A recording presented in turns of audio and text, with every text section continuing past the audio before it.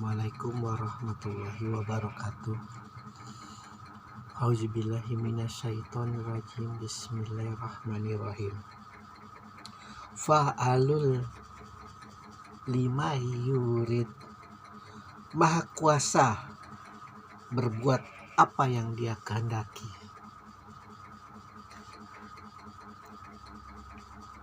Salah satu hak yang dimiliki oleh para raja, apalagi ini raja yang manusia, adalah dia maha kuasa dan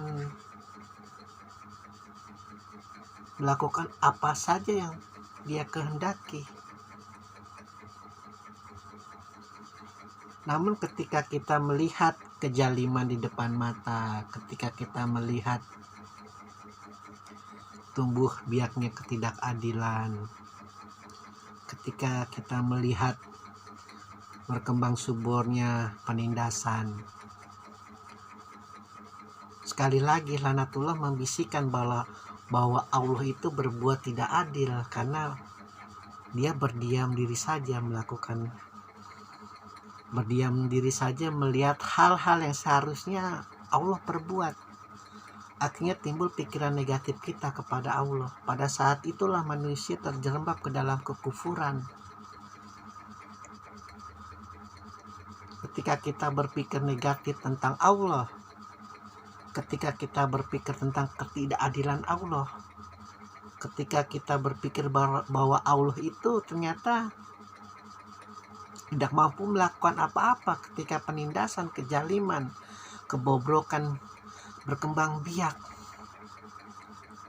itu luar biasa laknatullah bisikannya.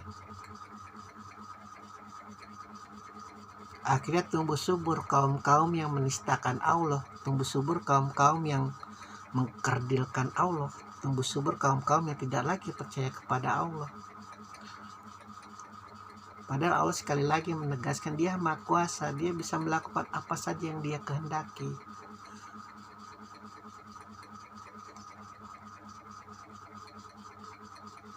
Berpikiran positif, berpikiran baik tentang Allah, berpikiran bahwa segala sesuatu yang terjadi pada kita, pada alam semesta, pada manusia adalah yang paling terbaik. Meskipun tumbuh subur kezaliman, tumbuh subur penindasan, tumbuh subur peperangan. Karena sekali lagi hasil akhirnya itu bukan di saat kita hidup di dunia ini, ketika kita memiliki segala kekuasaan, segala kemewahan, segala kekayaan.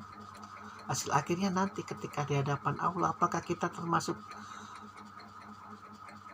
mereka orang-orang yang berjiwa tenang? Hai yang jiwa-jiwa mau tenang ketika memikirkan aku,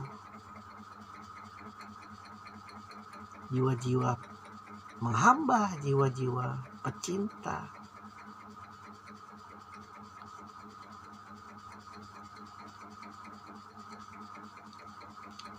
Akhirnya kita juga jangan menutup mata, karena segala kejahatan, segala kezaliman, segala penindasan itu adalah suatu program laknatullah, suatu desain laknatullah, suatu goal,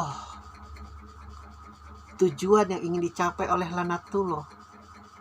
Kalau kita terpaku kepada ayat ini tanpa mempedulikan ayat-ayat yang lain, akhirnya kita terbelenggu sendiri. Ya sudah, mau apa? Sudah kehendak Allah. Lah justru itu, untuk apa adanya polisi? Untuk apa ada kejaksaan? Untuk apa adanya hakim? Untuk apa adanya pemerintahan? Untuk apa adanya BPK? Untuk apa adanya KPK? Begitu. Itu program-program Allah untuk menghambat program-program laknatullah. Jangan menutup mata.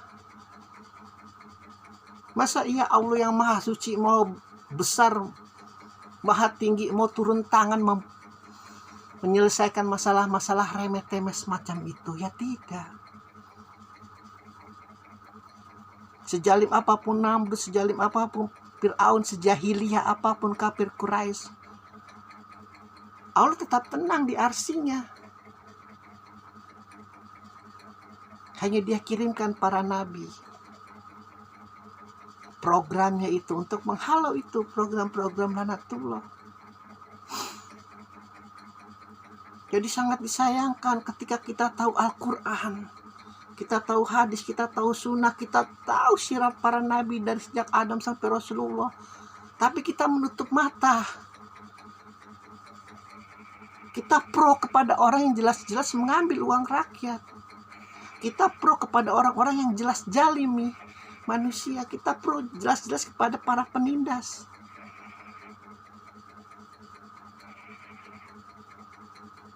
Tapi itu memang sudah sunatullah. Karena selama di dunia ini percampuran antara yang hak dan yang batil, ya memang mainannya laknatullah, mainannya iblis. Mau bagaimana lagi? Nanti dipisahkan tuh ketika di hari penghisapan. Engkau yang mengakui kekuasaan aku dan aku berbuat kehendak apa saja yang aku bisa, yang aku mau. Engkau selalu berpikir positif kepadaku, apa yang terjadi padamu adalah yang terbaik. Kuberikan ruhnya para nabi sebagai petunjuk agar engkau masuk surga. Begitupun sebaliknya, tak perlu diterangkan, pengikut laknatullah semakin tenggelam ke dalam bawah tanah, lapisan neraka yang paling bawah, 7 lapis bumi. Mungkin itu di masa barzah, atau entah mungkin nanti di masa penghisapan, lain sendiri neraka bentuknya. Jadi jangan sekali-sekali kita berpikiran negatif kepada Allah. Kalau kita berpikiran negatif kepada manusia, itu masih diizinkan oleh Allah sampai pada batas tertentu. Diizinkan. Itu kok polisi kerjaannya malah menilang, yang harusnya dia nunggunya jangan di seberang, tunggunya di tempat yang tidak mungkin orang melakukan kesalahan, dikasih tahu. Kenapa ketika orang sudah nyebrang baru dia ada? Kalau mau cari duit jangan begitu caranya. Kalau kurang Anda sebagai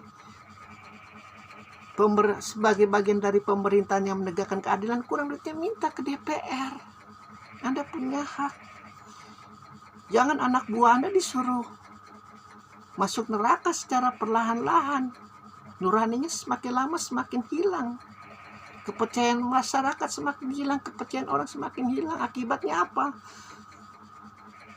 Orang jadi jahat itu jadi suatu hal yang biasa lah. Polisinya aja jahat, mau gimana juga.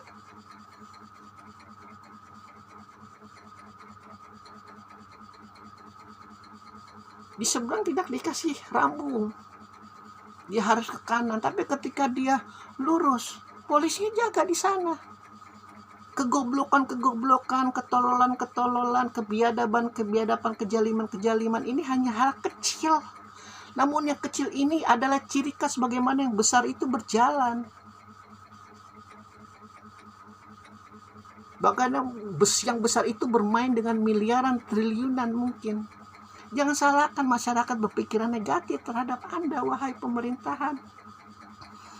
Karena kelakuan sehari-hari kalian itu terlihat di depan mata seperti itu. Itulah laknatullah, godaannya luar biasa. Lah wajarlah kita ambil 100.000, 200.000. Daripada atasan kita miliaran itu. Akhirnya begitu. Setoran.